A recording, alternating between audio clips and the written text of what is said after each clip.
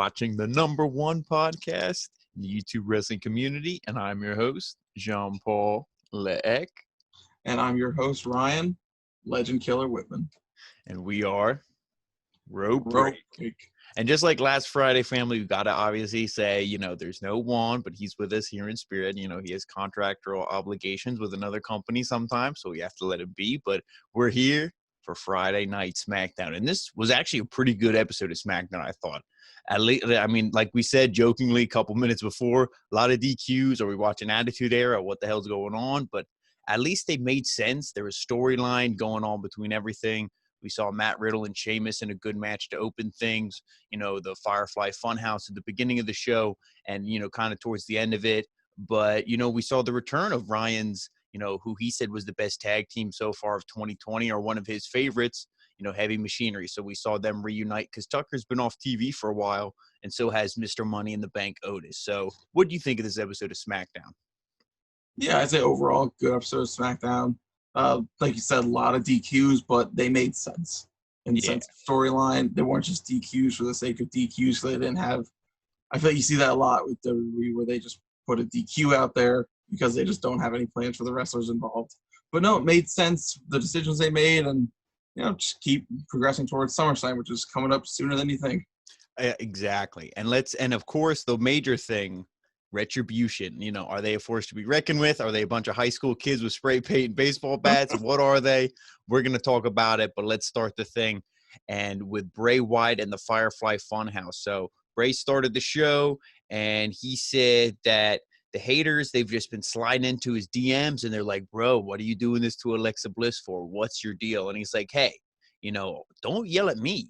Yell at Braun Strowman. He's the one who's just not giving me what, or giving him what he wants. So, he's pretty much just saying, like, Strowman, if you don't want me to go after Alexa Bliss, if you don't want me to piss off all the virgins on the internet who love Alexa Bliss, like, if you don't want this to happen, give me what I want. Give me my title. So I thought a good way to open the show because even though SmackDown is doing a lot of things right, the one thing that is still probably the hottest right now is the Fiend.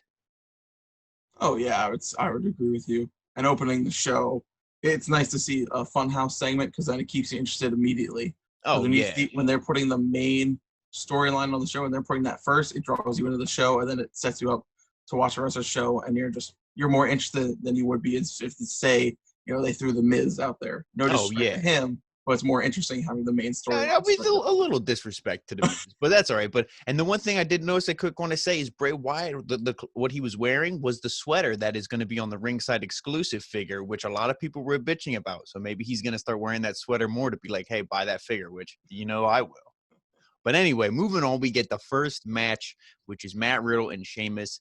And, Michael Cole actually said something correct for once in his life. He said this is going to be a good, hard-hitting match.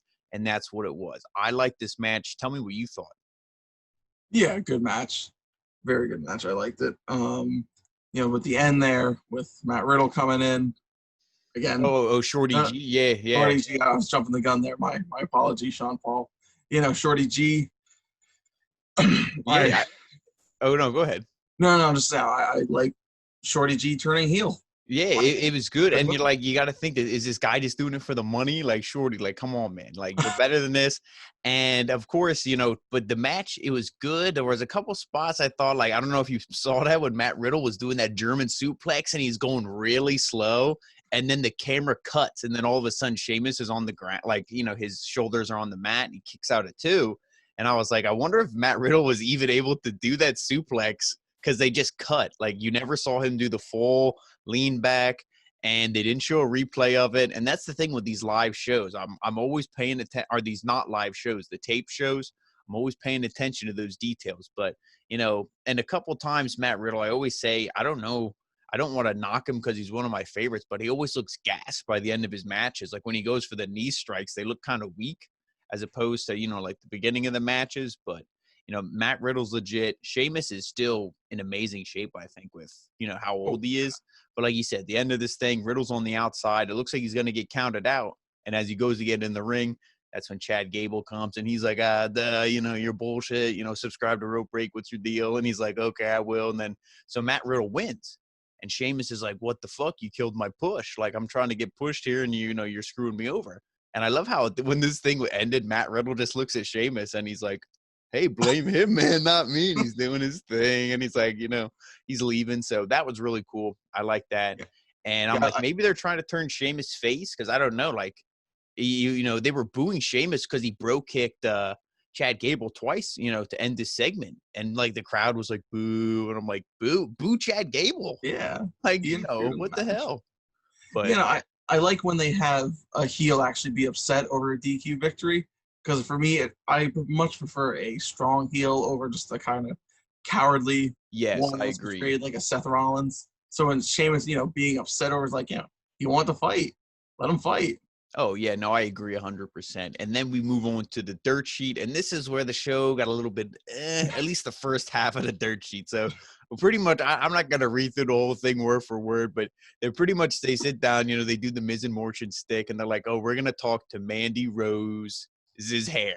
So then, of course, they have the wig and it just has googly eyes on. And they're just, leaning in the microphone talking. And they're like, oh, yeah, Mandy Rose, she doesn't, something about like photoshopping the roots and all this other bullshit. And it's like, okay, like, come on, let's just get this thing going. And the main part is just when they introduce, Sonya Deville came out for me. I mean, what did you think of the hair thing? Were you just like, okay, let's get through this? Or I wasn't interested at all. It was ridiculous. Yeah. So then, that's, I guess, maybe the little kids popped, if they even watch SmackDown, which if you look at the viewership, nobody watches SmackDown except Road Break. So then Sonya Deville came out and she said, like, she doesn't feel bad for doing what she did to Mandy because pretty much Mandy's just been handed everything with her look. So she's like, let me take that one talent away from her that she has. Let me just, cut her hair, her beautiful looks away, even though she cut like 2 inches off of her hair. Like, oh, what did she just go to the hairdresser or what's going on here? So, she just keeps, bad-mouthing her. And then Miz is like, oh, well, we haven't heard from Mandy Rose since, you attacked her. So what's going on here? And then Heavy Machinery, they came out. Obviously, Otis, he heard enough from the Miz. He had to defend his woman's honor. But I popped the most to see Tucker. Because like I said, we haven't really seen him in a wrestling capacity. And he looked like he was ready to go. So that I really like to see Heavy Machinery. Oh, yeah. Yeah, it was really a tale of two segments where the first half was just bullshit. Hair. It's like, oh, okay, just get through this. But then Sonya really saved the segment. Great promo that she cut. And she's somebody that I'd keep an eye on with when they're done with this Heavy Machinery Mandy segment storyline. Hoping that maybe she goes after Bayley if she's still champion, whoever's champion. Oh, I could definitely see her being, like, the way she's being portrayed in the legitimate way, she could be a SmackDown Women's Champion for sure, I think. She could be somebody that it's like, even if the title goes to a babyface, you could see her being dominant because, like we said, Raw has Shayna Baszler, and now Sonya would be the perfect thing since it seems like Ronda, who knows if she's coming back, but yeah, great segment, like you said there. And of course, the one thing though, I will say, I don't know if you picked this up, I'm like, ooh, this is probably going to set up the main event for tonight. And that's exactly what it did. We got Heavy Machinery versus Miz and Morrison in the main event. But moving on to the next match, it was Cesaro versus Lince Dorado. And this match I really liked. This was kind of just thrown together. I thought this was going to be actually a tag match, non-title, of course, but a tag match, but it was singles. But it was really good. Lince Dorado, I love Lucha Libre. I think he's really talented. I like the promo they cut in the beginning. They're like, oh, you guys are really bullshit. They're mocking Nakamura with the hands and doing all that stuff. So that was cool. But Cesaro, to me, is a hell of a wrestler. I'm sure you're a big fan of his, and that was the right team to get the win here. Cesaro, of course, after a good match, he hits the European uppercut when Lince Dorado, he hits the ropes, comes back in. He hits the uppercut, the Gotch neutralizer, 1, 2, 3. And that's the end of it. But great match.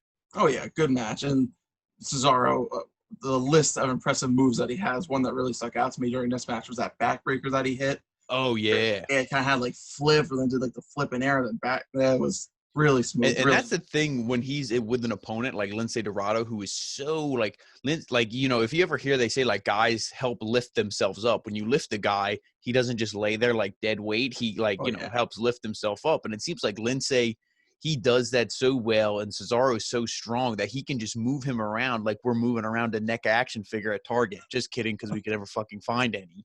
But, it's great, Cesaro, and like we said, he's the tag team champ with Nakamura. Makes sense for them to get the win here. So that was good.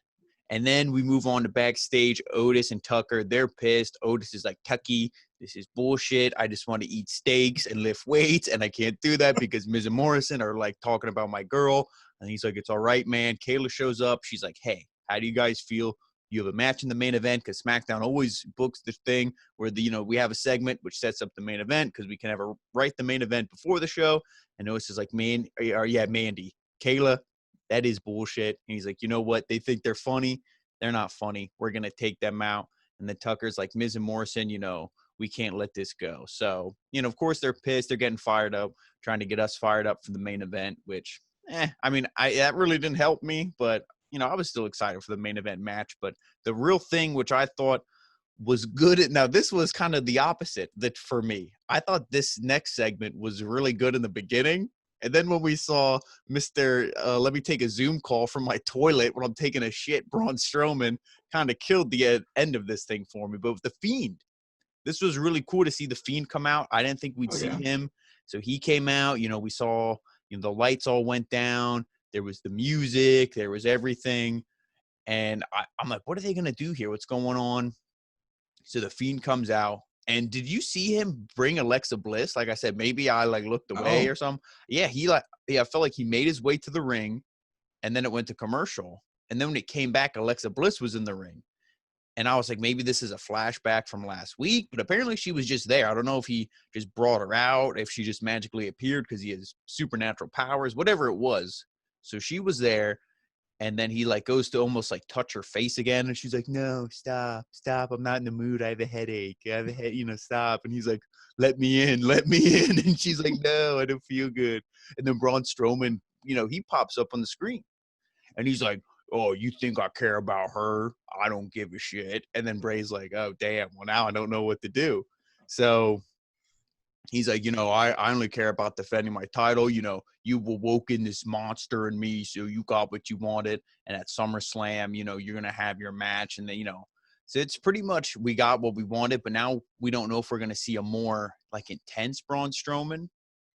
I don't know, but, like I said, it was good, but I would have rather just seen him, not a Zoom call of just his face, and it looked real foggy, real pixelated. It didn't look good. His camera on his end, it looked like he was taking a shit, in the bathroom. I was like, what's going on here? It didn't even capture his whole face either. It was from the chin and then the forehead. Yeah, so it was the whole face. Yeah, it was just really weird and awkward for me. Like I said, the beginning of it was good. The Fiend coming out, I love his entrance and everything. But yeah, that with Braun Strowman, I was like, eh. But I think Alexa, I feel like it might have been almost an alternate kind of timeline multiverse thing, where it was because she was wearing the same outfit from last week. Yeah, that's why I was so confused. I mean, maybe there was something that they cut and they just didn't because they said the rumor has it that they only have 2 or 3 hours to edit these shows. Oh, freaking Rope Break sometimes takes longer to edit than they do. You know what I'm saying? I'm like, this is a freaking production on Fox and the USA Network, and you're only giving them 2-3 hours. But like I said, they don't know what they're doing sometimes before they're even doing it. So, that's this segment. I'm intrigued just because I hope when Braun Strowman returns, he's not just, oh, I'm the monster among men, get these hands. I hope there's something a little different about him. I kind of got that vibe too, that maybe there might almost his own kind of Fiend persona. Yeah, I took from this. And I think that would be really cool. Yeah, but if he comes back oh, Fear, get these hands, okay. He said that to everybody. Yeah, next. And speaking of next, then we get Jeff Hardy versus King Corbin. Actually, earlier in the night, I think it was right after the Matt Riddle match, Corbin, and he runs into Sheamus, and Sheamus is like, oh, you think you're funny, fella? Sending your little shorty G after me for that King's ransom? If you want to beat me or you want to fight me, let's go. And he's like, oh, you're bullshit, you're old, I'm Corbin, I'll just crush, bash your skull in or whatever. He's like, well, I would if I didn't have to deal with Jeff Hardy. So Sheamus is like, try me, fella. And of course, Baron Corbin is a bitch and would get his ass kicked. So he just walks away. He had some chick with him again, okay, I don't know who the hell this is, don't really care. But now we get to that actual match, Jeff Hardy versus King Corbin. And this thing, it was pretty good. It was pretty quick, pretty fast. They were shot out of a cannon. I thought it wasn't slow and set up. And that was just because this match really wasn't even for anything. Because it almost was the same story. Well, Hardy's on the outside like Riddle was. He's like, am I done? What's going on? And then boom, he just eats a bro kick. And Yeah. then it's like, oh, okay, DQ on, so obviously Jeff Hardy, gets the win. And then now Baron Corbin, he has the DQ like Sheamus did. So now I thought maybe SummerSlam we were going to see Corbin versus Matt Riddle. Now maybe we're going to see Sheamus versus Corbin because it seems like that's the feud. So maybe I don't know, or maybe Corbin versus everybody. Who the hell knows? Everybody hates Corbin, like everybody loves Raymond. I don't know what's going on here, but that was the only thing I thought was a little like, What'd you think though? Yeah, it was, same as the match prior with Sheamus. I could see them at SummerSlam maybe doing a Corbin Shorty G tag match against Sheamus and Riddle. Yeah. Because then jumping ahead to the Sheamus Corbin match, then you kind of almost a little tease of a team. Yeah. Sheamus. That's what I was thinking, and you're reading my mind because like when we get into it, like you said, because then it was like Corbin is like, oh, this is bullshit. All right, Sheamus, you want to do this? Let's do this. And this was good. These two guys are beating the hell out of each other. Oh, yeah. We make a little, fun of Corbin here on the channel, but, he is good. He's just giving shit. Like you're giving the king gimmick. You have to have feud with Roman Reigns for 8 months and have dog food dumped on you. Like, how like legit can you be perceived in the public's eye? That's not his fault. He's still a pretty good wrestler. And this was good, but of course, at the end of this thing, like we said, is any of these matches going to have a non-fuck finish? No, of course not. Because Riddle jumps in the ring. He's like, wee! He jumps in, jumps out. Corbin's like, what's going on?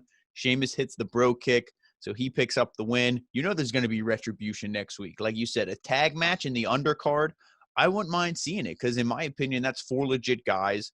I know it's like, are we really going to care about that match? Are we going to go back and watch it after SummerSlam? No, but hey, it's a way to get all 4 of these guys on SummerSlam. Oh, yeah. 2 of them deserve it. 2 of them, whatever. I guess I'll give you the pass to be on SummerSlam. But, I wouldn't mind seeing it. Which 2 don't you think deserve it?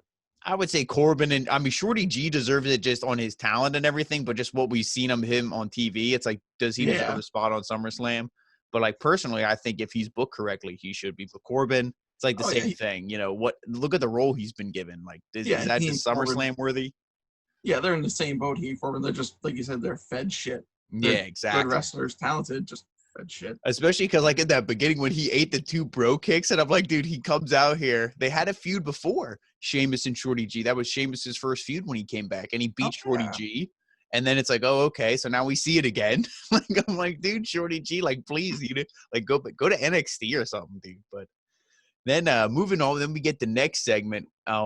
Bayley and Sasha Banks, they're backstage, and Banks is like, Bayley, don't be worried about Asuka. She's bullshit. We, ended Kairi Sane's career. It's legit. She's like, don't. And then Bayley's like, well, you signed me up for this match. I didn't want to do it, blah, blah, blah. And she's like, it's fine. And then some jabroni comes. It looked like he was wearing a suit 3 sizes too big for him. He's like, you have a video conference with Stephanie McMahon. Report to the ring immediately. They're like, what the fuck? They're like, what the? So they're like, all right. So then they go to the ring. But before that, we actually saw a promo from Big E, which I like this Big E. He's talking to Kayla. He's just like, oh, people still use that famous gif of me with the popcorn. I'm famous for all this stuff. It's legit. But, pretty much, hey, I'm going to be legit too, singles run. So we're getting ready for that Big E push. And I'm going to report here. I'm sure, we shared on the channel, but to report it in video form, Kofi Kingston, he's not hurt. There's nothing of that. WWE is just during the, the times of COVID, they're letting wrestlers that they're not really have a main event role, letting them just, hey, you want to go be with your family for a couple weeks? That's legit. That's all Kofi's doing. I think they gave him 6 weeks to just stay at home with his family. So that's legit for him. What do you, I know you said you're excited for the Big E push, but where do you even see that going? Because like I said, it's now 2 weeks of them just talking to him. When are we going to see him like really getting, I know he had a match, but it's like, to me, that was just kind of a throwaway match.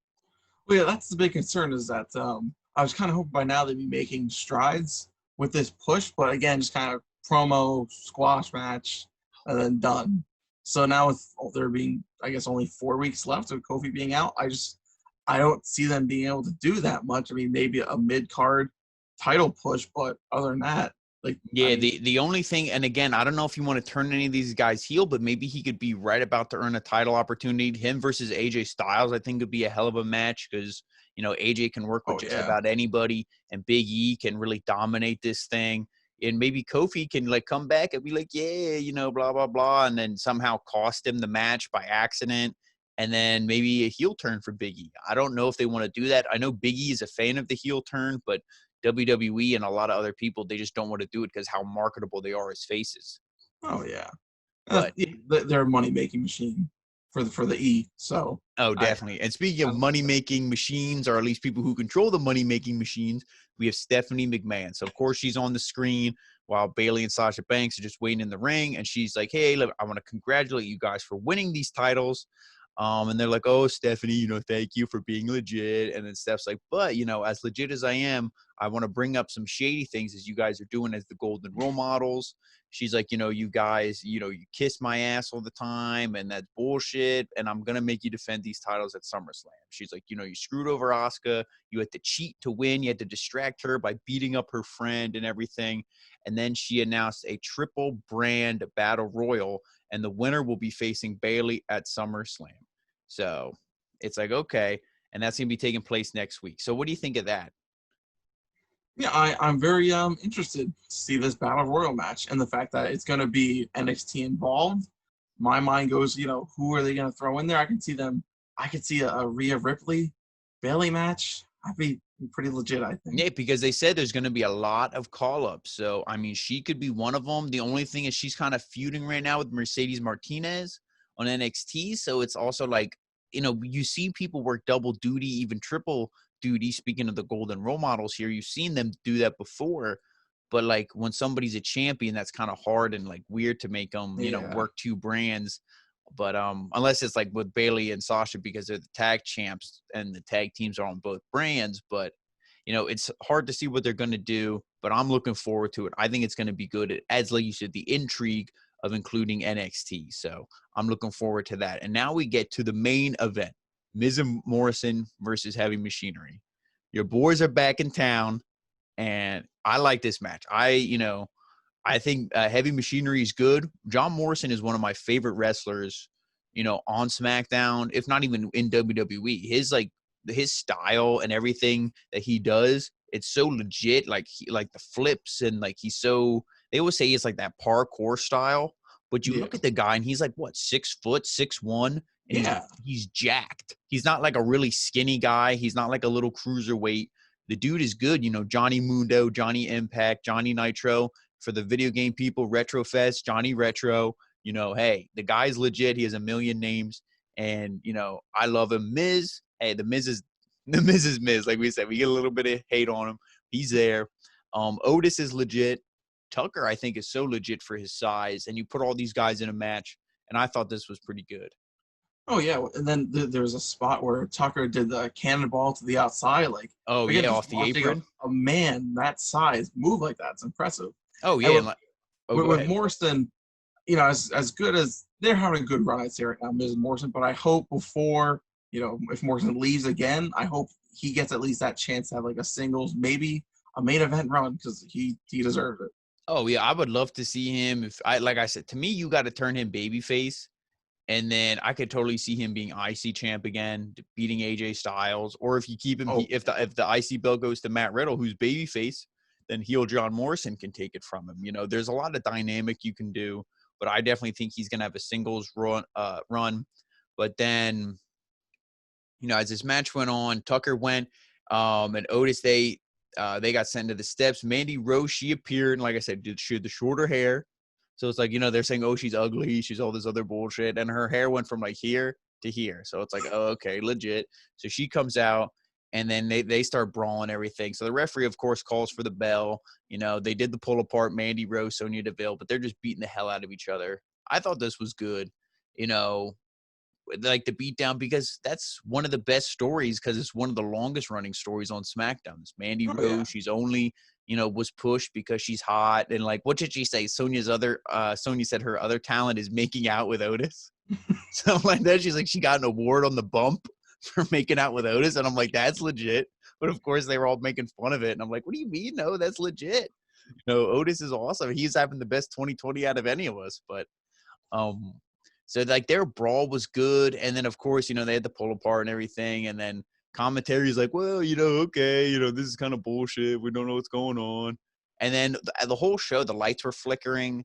And they were just like, oh, I wonder if it's that Retribution. Like, I wonder. And they were like kind of, no selling Retribution, almost even underselling them. I remember John Morrison and Miz there when their mics weren't working. They're like, oh, I thought these losers were only on Monday Night Raw. So I'm like, really? That's how you get like a faction over? You just kind of like, make fun of them. So then if they hit the ring at the end of this thing, they all have the bats and they're like all hitting the bats in the ring like a bunch of like middle schoolers, that found a big stick, walking down the road, and they have the spray paint. They're beating up some people on the outside of this thing. Then when he pulls out the chainsaw, like Leatherface, I'm like, what the hell's going on here? And he's like, chopping the stuff. And, I think the one guy said in the camera, like, oh, this is our house now, blah, blah, blah. Yeah. He didn't sound too, intimidating. So I was like, oh, okay, like, I guess it's your house if you're going to pay rent. I don't know. Like, you're not kicking me out. But I don't know. Like, so what do you think of Retribution? Now, this is definitely, we've seen them more tonight than on Monday Night Raw, but I'm still not sold on them. It can go one of two ways, where either it's, it becomes good and like they actually do something with them and there's intrigue, or it just, they completely fumble it and then we forget about it in, 3 weeks after SummerSlam.